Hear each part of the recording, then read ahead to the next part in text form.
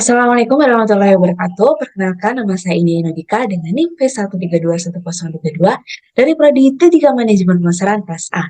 Dan di sini saya akan menjelaskan beberapa cara untuk menganalisis data Excel untuk memenuhi tugas UAS Bisnis Analitik.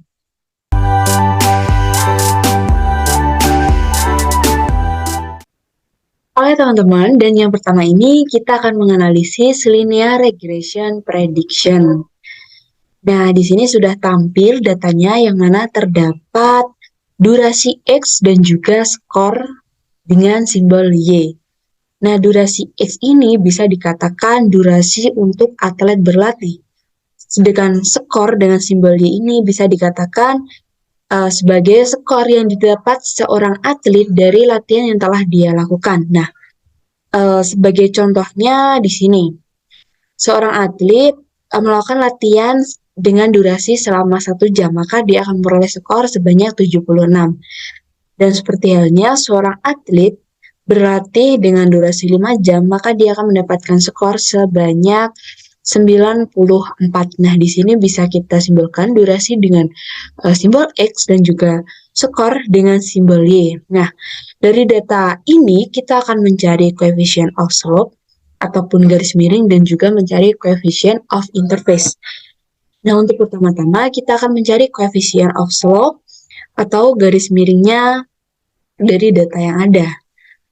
Bagaimana caranya? Yang pertama kita ketik sama dengan, lalu kita ketik Lines. Nah, setelah itu kita blok data skor ini, titik koma, kita blok duration, titik koma, kita pilih true, titik koma, kita pilih false, lalu kita kurung tutup, dan enter. Nah, di sini terlihat untuk coefficient of slope ataupun data miringnya sebesar 5,250 sekian. Nah, selanjutnya kita akan mencari coefficient of intercept. Nah, untuk pertama-tama kita harus mengeblok datanya ini terlebih dahulu. Kita blok secara keseluruhan. Kita pergi ke insert, lalu kita pergi ke chart dan kita pilih yang chart nih, dan kita pilih yang scatters yang ini. Kita oke. Karena akan muncul data seperti ini. Tapi ini belum muncul persamaannya. Gimana? Kita pilih titiknya terlebih dahulu, lalu kita klik kanan, kita pilih add trend line, lalu kita gunakan linear karena dari satu titik ke titik yang lain saling berhubungan, lalu kita pilih display equation on chart, dan kita juga sekalian memilih warna agar kita bisa melihatnya secara jelas pada garis. Nah, seperti ini. Lalu kita close saja. Lalu kita perbesar hurufnya agar terlihat jelas. Nah, kita taruh di bawah sini. Nah, di sini terlihat persamaannya yaitu Y sama dengan 5,2503X ditambah 67,162. Nah, untuk coefficient of intercept ini nilainya adalah yang di bagian belakang. Kita tulis saja di sini, yaitu sebesar 67,162. Gitu. Nah, dari rumus yang telah kita tulis ini dan juga data yang telah kita isi, kita bisa memprediksi durasi skor pada atlet yang belum terisi ini. Nah, kita akan mengisi bagian yang masih kosong ini. Nah, untuk mencari skornya, kita akan menggunakan persamaan yang telah kita cari ini. Caranya gimana gitu? Ketik sama dengan, ya kan? Kalau kita ketik 5,2503, X itu simbol kali, ya kan? Dikali durasinya, durasi yang ada di sampingnya ini, ya kan? Lalu kita tambah dengan 67,162, lalu kita enter. Nah, terlihat persamaannya seperti ini ya teman-teman. Nah ini caranya agar tidak apa ya, agar tidak kayak gitu, kita hilangkan saja simbol desimalnya, lalu kita drag ke bawah. Nah, terlihat skor yang dimiliki oleh para atlet yang belum kita isi. Nah, seperti itu untuk menganalisis data dari linear regression prediction. Terima kasih dan sampai jumpa di slide selanjutnya.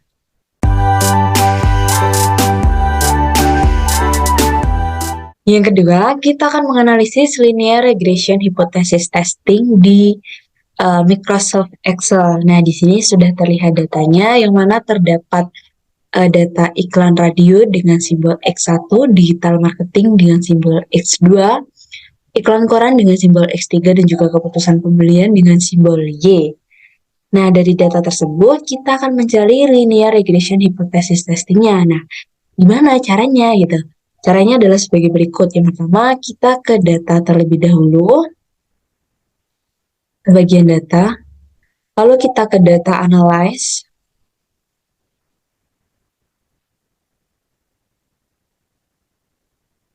Nah, kita pilih yang regression ini, lalu kita klik OK.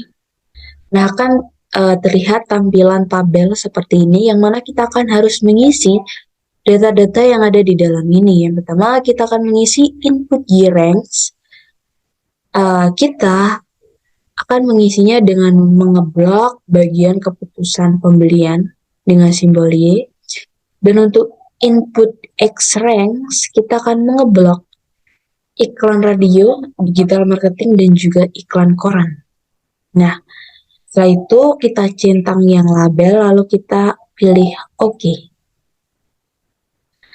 Dan akan muncul data seperti ini, summary outputnya, yaitu ada regression statistik, ANOVA, dan juga tabel yang ada di bawahnya.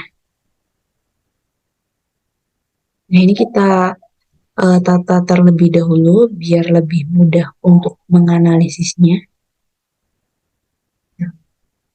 Nah, di bagian R-square ini memiliki nilai sebesar 0,570 sekian. Nah, ini yang akan kita analisis. Oleh karena itu, kita beli warna yang berbeda terlebih dahulu. Lalu kita juga lihat di signifikan F di bagian ini, ya kan, yang mana apakah di bagian signifikan dengan nilai 0,046 ini akan mempengaruhi variabel Y. Makanya kita beri warna yang berbeda karena akan kita analisis. Lalu kita akan melihat di mana variabel X mempengaruhi variabel Y secara parsial. Nah, hal ini bisa kita lihat di bagian p-value, yang termasuk parsial ini bisa diartikan sebagai sebagian gitu ya. Nah, kemudian di p-value ini juga akan kita analisis, makanya kita beri warna yang berbeda. Dan selanjutnya kita akan melihat hubungan positif atau negatif di antara hasil summary outputnya ini. Nah, di mana kita melihatnya gitu? Tentunya di kolom koefisien ini, dan terkhusus pada bagian digital radio, digital marketing, dan juga koran ini, iklan koran. Nah, kolom tersebut itu kan menunjukkan datanya tidak ada yang minus, sehingga hubungannya positif semua. Nah, karena sudah kita tandai, makanya kita selanjutnya akan menginterpretasikan data yang telah kita tandai ini dari R-square. Dari R-square ini, kita blok terlebih dahulu, ya kan? Kita margin and center, kita beri warna orange, biru. Kita beri warna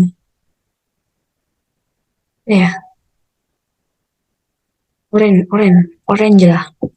Kita beri warna orange. Lalu kita akan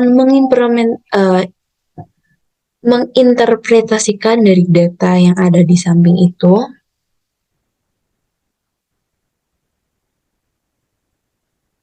Kita paste di sini. Nah, karena datanya masih seperti ini, makanya kita pilih yang wrap text. Nah, kita pilih yang rata tengah. Nah, di sini bisa kita lihat ya teman-teman, dari nilai R square menunjukkan nilai sebesar 0,5705 atau sebesar 57,05%, yang berarti bahwa variabel keputusan pembelian dengan simbol Y dalam penelitian ini sebesar 57,05%. Dipengaruhi oleh variabel X1, X2, dan X3 yang ada dalam penelitian, sedangkan sisanya 42,9% dipengaruhi oleh variabel lain di luar penelitian ini. Dan selanjutnya kita akan menganalisis bagian signifikan F. Di bagian tabel Innova. Nah, sebelumnya kita buat kolomnya terlebih dahulu. Buat kolomnya kita margin and center, kita beri warna ini ya kan. Lalu kita masukkan interpretasinya ke dalam teks ini. Lepas nah, karena datanya masih rancu seperti ini, makanya kita web text. Nah, akan muncul data yang lebih rapi. Nah, di sini bisa kita simpulkan ataupun kita interpretasikan. Dilihat dari data ANOVA, didapatkan nilai signifikan F adalah sebesar 0,46, yang mana nilai tersebut lebih kecil dari 0,05, sehingga dapat disimpulkan bahwa secara simultan atau bersamaan ketiga variabel independen dalam penelitian ini memiliki pengaruh yang signifikan terhadap variabel keputusan pembelian dengan simbol Y. Dan selanjutnya kita akan menganalisis ataupun menginterpretasikan dari p-value dan juga koefisien di bawah ini ya. Nah, ini kita buat tabelnya terlebih dahulu. Dan kita berikan warna. Lalu setelah itu kita akan memasukkan hasil interpretasi kita. Nah, seperti ini ya teman-teman. Nah, ini kita rata tengah semuanya, lalu kita rata kiri. Nah, seperti ini. Nah, dari analisis ini bisa kita interpretasikan bahwa yang pertama, iklan radio X1 bisa dikatakan dengan variabel X1 memiliki nilai koefisien sebesar 0,1974 dan nilai p-value sebesar 0,642, yang mana nilai p-value tersebut lebih besar 0,5, sehingga dapat disimpulkan bahwa variabel X1 secara parsial atau terpisah memiliki pengaruh yang positif namun tidak signifikan terhadap variabel keputusan pembelian konsumen dengan simbol Y. Yang kedua, digital marketing dengan simbol X2, variabel X2 memiliki nilai koefisien sebesar 26,870 dan p-value sebesar 0,007, yang mana nilai p-value tersebut lebih kecil dari 0,05, sehingga dapat disimpulkan bahwa variabel X1 secara parsial atau terpisah memiliki pengaruh yang positif dan signifikan terhadap variabel keputusan pemilihan konsumen dengan simbol Y. Yang ketiga, iklan koran dengan simbol X3. Variabel X3 ini memiliki koefisien sebesar 1,599 dengan nilai p-value 0,637, yang mana nilai p-value lebih besar dari 0,05, sehingga dapat disimpulkan bahwa variabel X1 secara parsial atau terpisah memiliki pengaruh positif namun tidak signifikan terhadap variabel keputusan pemilihan konsumen dengan simbol Y. Nah, untuk hasil interpretasinya dari data linear regression hipotesis testing di Excel sebagai berikut ya teman-teman semuanya, dan terima kasih.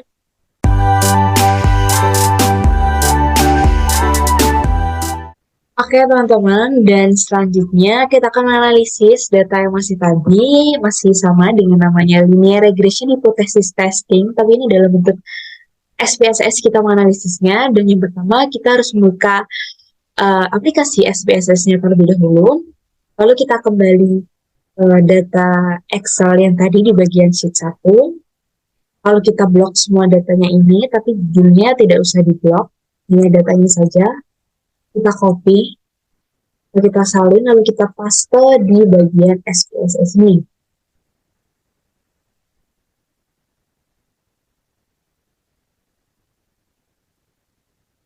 Nah, akan muncul datanya seperti ini.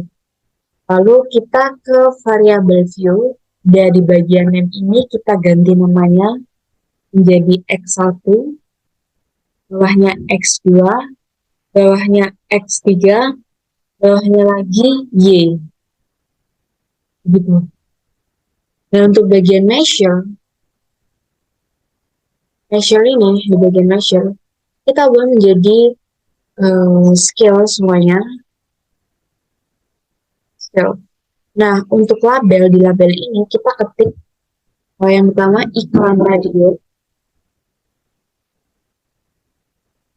bawahnya ada digital marketing,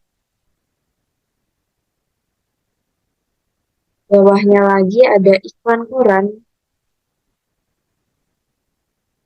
bawahnya lagi ada keputusan pembelian.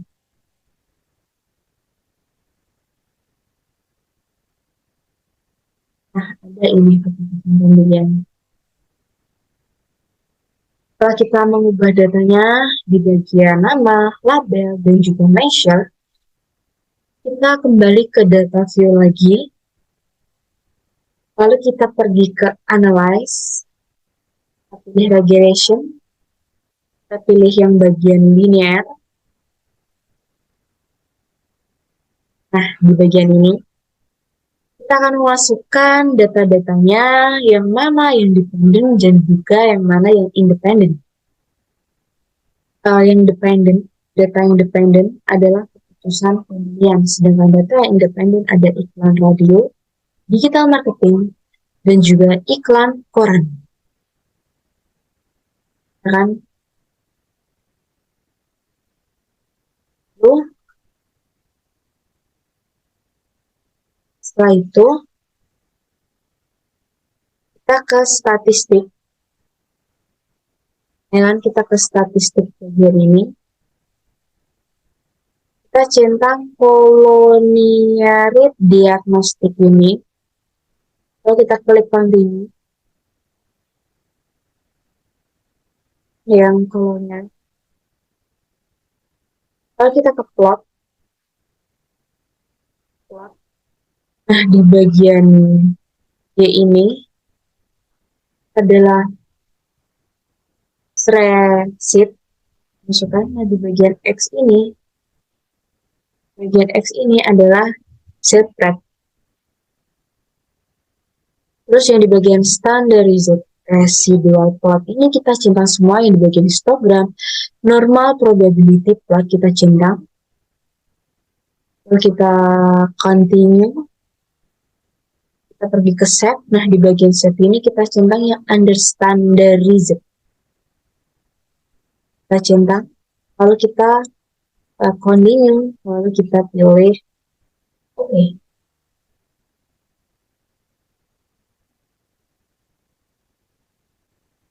Akan muncul outputnya seperti ini ya teman-teman. Nah, dari data yang ada ini, di mana dependent variable-nya pada bagian gambar titik ini menyebar dari pojok satu ke pojok yang lain. Ya, hal itu bersifat normal baik. Kemudian jika kita lihat di bagian koefisien, nah di bagian koefisiennya ini bisa dilihat terdapat di bagian variabel iklan radio, digital marketing, dan juga koran, polarity toleransinya lebih besar dari 0,1. Lebih besar dari 0,1. Nah, di mana hal ini menunjukkan bahwa ketika variabel ini tidak saling berkolerasi atau hanya fokus, ada mempengaruhi pada variabel Y ataupun keputusan pembelian. Hasil interpretasi di bagian SPSS-nya adalah sebagai ini ya teman-teman semuanya, dan terima kasih.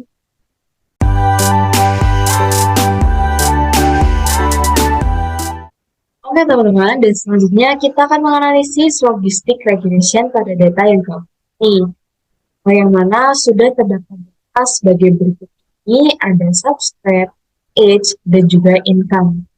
Yang mana data ini nanti akan kita dan kita paste di SPSS. Nah, kita copy dulu datanya ini, tujuannya tidak usah di-copy.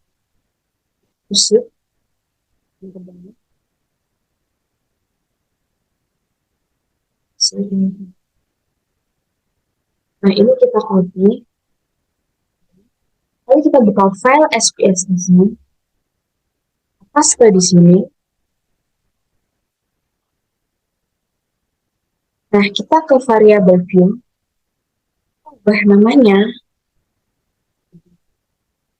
Subscribe.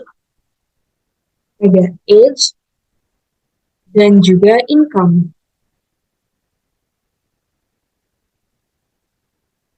Nah, di bagian desimal ini, kita ubah angkanya menjadi 0 semua, agar angka di bagian data kita yang ada di desimalnya berubah menjadi baku. Itu di bagian label ini nggak usah diisi desimal, lalu kita ke bagian value. Kita di bagian subscribe. Beri ketentuan pada value label ini yang mana apabila value 0, kita tidak ada yang subscribe.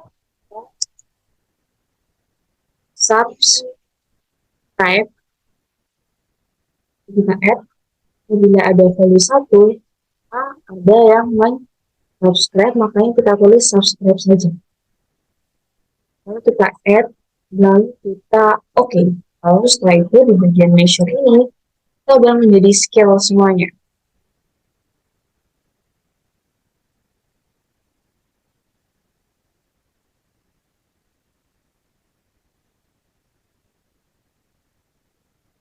Dan kita kembali ke data view. Di sini terlihat sudah berubah. Nama judulnya ada subscribe, age, dan juga income. Dan data yang tadinya desimal telah berubah menjadi data grafik. Untuk selanjutnya kita pergi ke analyze karena kita akan menganalisisnya lebih lanjut. Kalau kita pilih regression, kita pilih binary logistik, kan muncul data seperti ini. Dan kita akan memasukkan data yang dependen adalah data subscribe dan yang age adalah covariatis dan juga income. Kalau kita masuk ke bagian save, nah kita centang yang probabilities dan juga kita kalau kita di bagian option kita centang semuanya. Nah, untuk bagian CI for XB ini optional, boleh dicentang atau boleh tidak. Kalau kita klik continue dan kita klik OK. Outputnya seperti ini ya teman-teman semuanya. Nah, di sini bisa kita lihat bahwa proses sumari atau surat total datanya ada 407, kemudian di bagian blok 0, totalnya yaitu bagian blok 0,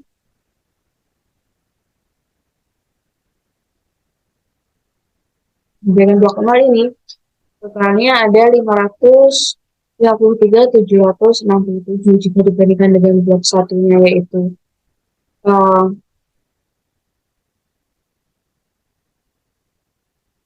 hanya 514,918, maka dapat dikatakan bahwa data ini sudah bagus. Kemudian apabila pada bagian variabel not, nah di bagian variable not equation ini jumlah variabel age-nya sebesar 0,004, di mana lebih kecil dari 0,05, yang menandakan arti umur ataupun usia dan income berpengaruh terhadap seseorang juga. Dan terima kasih.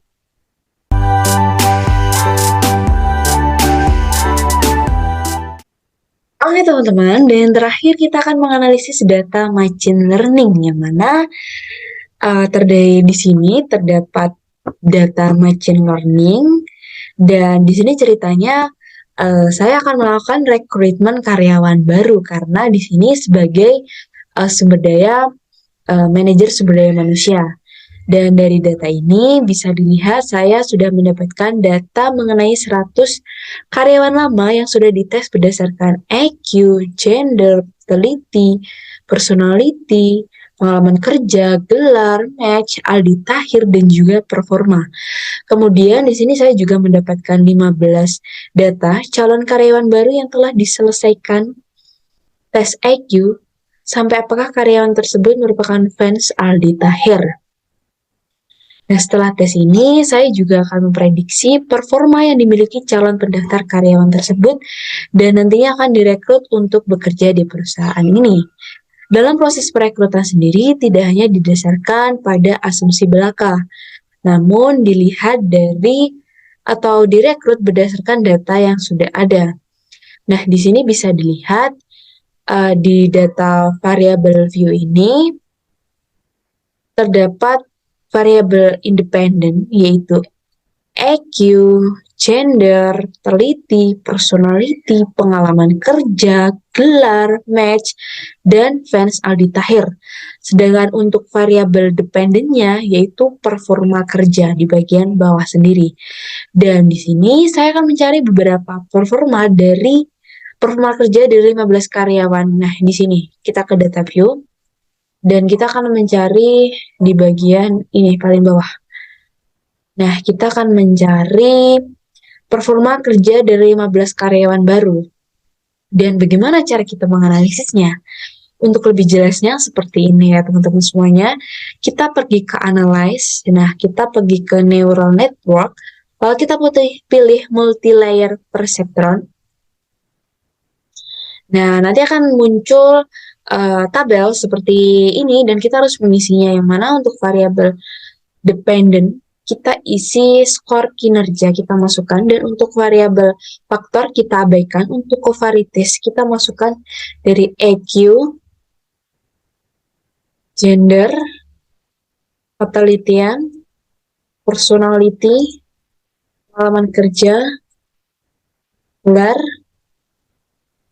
matematik, dan juga fans Aldi Tahir. Dan perlu diingat ya teman-teman, untuk EQ dan juga pengalaman kerja ini merupakan suatu hal yang penting di bagian ini. Lalu setelah kita masukkan datanya semuanya, kita pergi ke partition. Nah, ini kita abaikan saja. Arsitektur ini juga kita abaikan. Training juga kita abaikan. Lalu di bagian output ini kita centang independent variable important analysis. Di bagian save, kita centang save predicate value or category for each dependent variable. Lalu di bagian export kita abaikan, di bagian option kita abaikan, lalu kita ketik pilih OK.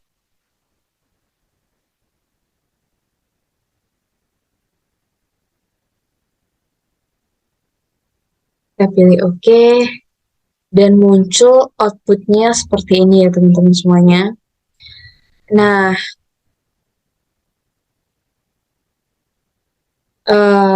pada output di layar ini bisa kita lihat di bagian multi-layer perception. Untuk training, kemungkinan besar prediksinya salah sebesar 70%. Nah, artinya sangat besar prediksi ini salah. Kemudian di bagian testing ini sebesar 30%, atau bisa dinilai akurasinya itu terlalu besar sehingga bisa dikatakan terlalu lemah. Dan kemudian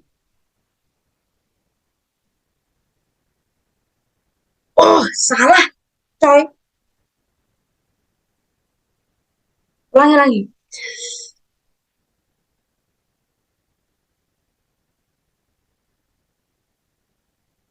Dan di sini telah muncul outputnya di bagian layar, bisa kita lihat di sini. Bagian multi-layer perception, case summary processing. Nah, di sini untuk training sebesar 70%, sedangkan untuk testing sebesar 30%. Dan di sini ada 15, tapi hasilnya 0, karena 15 di sini yang akan kita prediksi, maka hasilnya 0 dulu. Kemudian bisa kita lihat di bagian model summary. Nah, di bagian model summary ini Untuk training, kemungkinan besar prediksinya salah karena di sini tertulis untuk training prediksinya sebesar 32,9%. Artinya prediksi ini terlalu besar dan tingkat akurasinya sangat lemah atau salah. Dan untuk testing memiliki prediksi sebesar 43,3% dan juga memiliki akurasi yang cukup tinggi sehingga bisa dikatakan akurasinya kurang tepat ataupun salah gitu. Dan kemudian di bagian independent variable ini ya kan, di bagian independent variable ini bisa dilihat variabel mana yang paling penting, yaitu yang pertama ada IQ, harusnya IQ yang paling pertama. Kemudian yang kedua pengalaman kerja. Jadi karena akurasinya yang bagian prediksi ini sangat lemah, maka kita akan mengulangi dengan cara menghilangkan variabel yang tidak penting. Jadi kita akan mengulang lagi ke bagian sheet yang tadi, di bagian SPSS yang tadi. Lalu kita hapus di bagian ini kita hapus saja, kita delete ya kan. Lalu kita akan menganalisisnya dari awal, kita pergi ke analyze, kita ke neural network, multi-layer perceptron, lalu kita langsung ke variabel. Nah, di sini karena covariatisnya terlalu banyak, maka kita akan hilangkan beberapa. Dan kita akan menyisakan dua variabel, yaitu EQ dan juga pengalaman kerja. Karena EQ dan juga pengalaman kerja merupakan variabel yang berpengaruh paling besar dalam performa kita yang harus kita pertahankan. Lalu setelah itu kita klik OK saja. Dan akan muncul outputnya seperti ini ya teman-teman semuanya. Nah, ini kita scroll ke atas terlebih dahulu. Nah, pada bagian multi-layer perception ini, untuk training sebesar 74%, sedangkan untuk testing masih 26%, dan untuk di bagian ini 15-nya masih persenanya masih kosong, karena yang akan kita prediksi adalah bagian ini, terutama pada bagian performanya. Kemudian bisa kita lihat di bagian model summary-nya, atau di bagian yang paling penting ya teman-teman ini, di mana kita salah memprediksi bagian trainingnya. Di bagian training ini hanya sebesar 16,2%, sehingga persenanya semakin kecil. Dan kemungkinan kita salah memprediksi bagian testing ini, di bagian testing hanya sebesar 46,2%. Artinya data ini cukup valid dalam memprediksi. Dan jika sudah, dan kita akan kembali ke halaman SPSS untuk melihat seberapa besar prediksi performa 15 calon karyawan baru. Nah, kita kembali ke SPSS-nya. Nah, di sini ya, bisa kita lihat. Nih, bisa kita lihat di sini bagian hasil prediksi karyawan nomor 114 dan karyawan baru nomor 115 menunjukkan prediksi performa sebesar 10. Hal itu artinya calon karyawan nomor 114 dan calon karyawan nomor 115 layak untuk direkrut karena hasilnya cukup baik, yaitu 10. Begitu ya teman-teman untuk menganalisis machine learning. Terima kasih dan sampai jumpa. Wassalamualaikum warahmatullahi wabarakatuh.